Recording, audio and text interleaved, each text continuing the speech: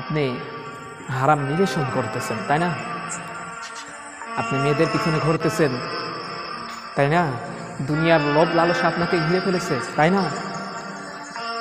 এগুলো রোগ, এই রোগ থেকে বাঁচেন। সমাজ করে দিয়েছে, আমাদের ভিতরে অহংকার ঢুকাই দিয়েছে, আমাদের ভিতরে হিংসা ঢুকাই দিয়েছে, আমাদের ভিতরে জুলুম ঢুকাই দিয়েছে।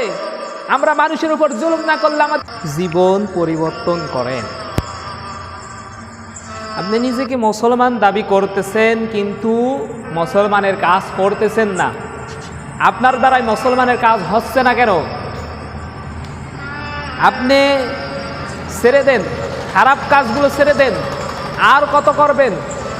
আপনি নামাজ পড়েন নাই, জীবনে অনেক নামাজ ছেড়ে দিয়েছেন, অনেক ছেড়েছেন।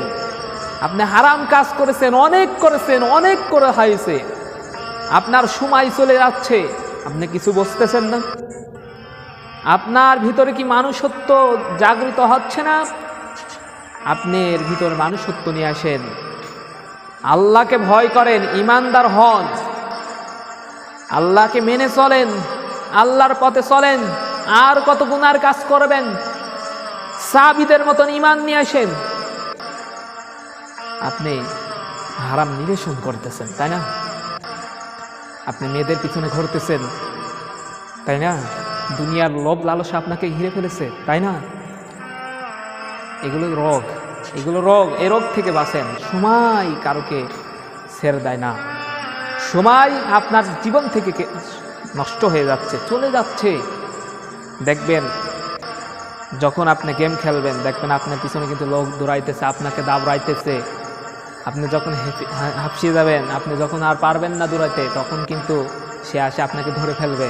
এইভাবে আজরাইল আমাদের পিছনে দৌড়াইতেছে, দৌড়াইতে আপনার মুহূর্ত যখন শেষ হয়ে যাবে, তখন আপনাকে এক থাবা মেরে নিয়ে চলে যাবে। এই দুনিয়ার মায়া আমাদেরকে শেষ করে দিয়েছে, এই দুনিয়ার ধোঁকা আমাদেরকে শেষ করে দিয়েছে। আমাদের ভিতরে অহংকার ঢুকাই দিয়েছে, আমাদের ভিতরে হিংসা ঢুকাই দিয়েছে, আমাদের ভিতরে জুলুম ঢুকাই দিয়েছে। আমরা মানুষের উপর জুলুম না করলে আমাদের ভালো লাগে না, আমরা মানুষের গীবত না করলে আমাদের ভালো লাগে না, আমরা মানুষের সাথে খারাপ ব্যবহার না করলে আমাদের ভালো লাগে না। দেখেন আপনার ঈমান কোথায় গেছে? আপনার ঈমানটা কোথায় গেছে? আপনার ঈমান নাই, নষ্ট হয়ে গেছে। আসুন কোরআনের ছায়াতলে আসুন, কোরআন মানুন, কোরআন অনুযায়ী চলুন, দেখবেন আপনি পরিবর্তন হবেন। আপনার জন্য সফল কাম। আল্লাহ বলতেছে, যারা জাহান্নামকে ভয় করবে এবং জান্নাতের ভিতর দাখিল হবে, তারাই হচ্ছে সফল কাম। আল্লাহ তাআলা আমাদেরকে সফল কাম হওয়ার মতন তৌফিক দান করুক, আমিন। ওয়া আখিরি দাওয়ানা আলহামদুলিল্লাহ রাব্বিল আলামিন।